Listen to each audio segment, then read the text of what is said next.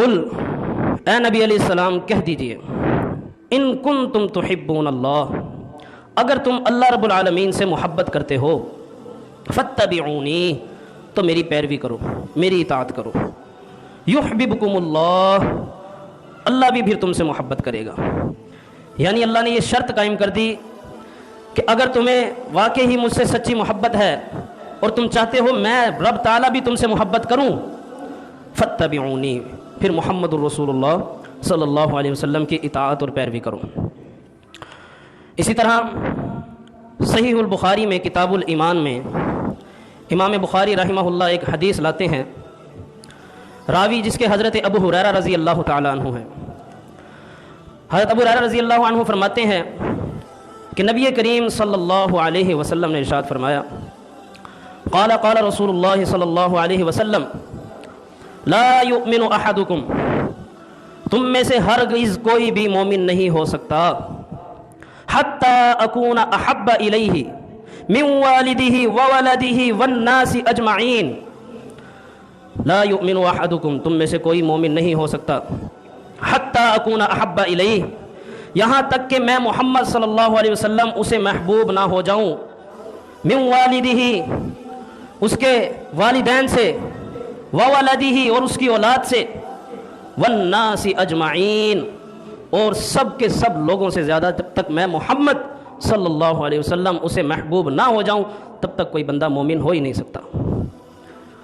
اللہ نے اور محمد الرسول اللہ صلی اللہ علیہ وسلم کی حدیث نے ہمیں بتلا دیا کہ اگر مومن بندہ بننا ہے،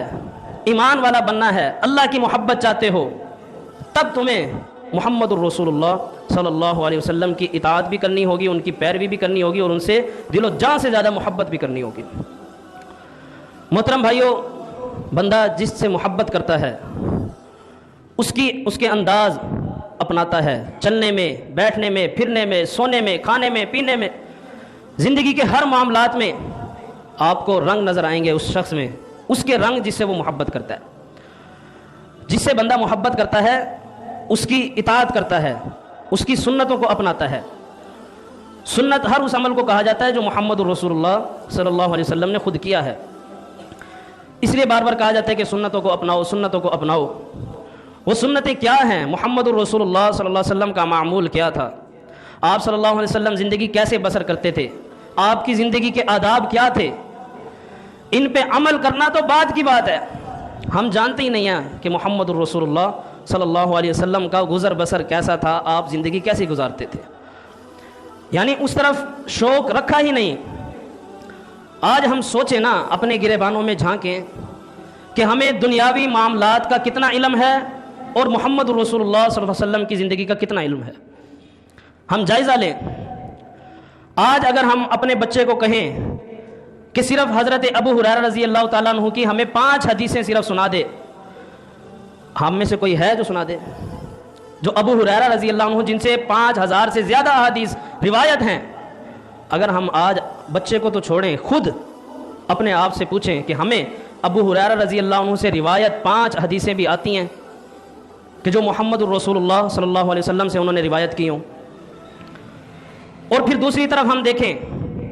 کہ ہمیں محمد الرسول اللہ صلی اللہ علیہ وسلم کے بیٹوں اور بیٹیوں اور رشتہ داروں کا سب کا پتہ ہے، اور پھر اپنے دیکھیں کہ ہمیں اپنے رشتہ داروں کا پتہ ہے۔ پھر ہم دیکھیں جناب محمد الرسول اللہ صلی اللہ علیہ وسلم کیسے سوتے تھے، کیا ہم نے کبھی اس بات پہ غور کیا؟ کیا ہم نے کبھی اس بات پہ غور کیا کہ محمد الرسول اللہ صلی اللہ علیہ وسلم کھانا کیسے کھاتے تھے یا کھانے میں کیا پسند کرتے تھے؟ یہ وہ ساری باتیں ہیں جو انسان کے اندر تب آتی ہیں جب اس کے دل میں سچی محبت ہو اور اسے اپنی آخرت کی فکر ہو۔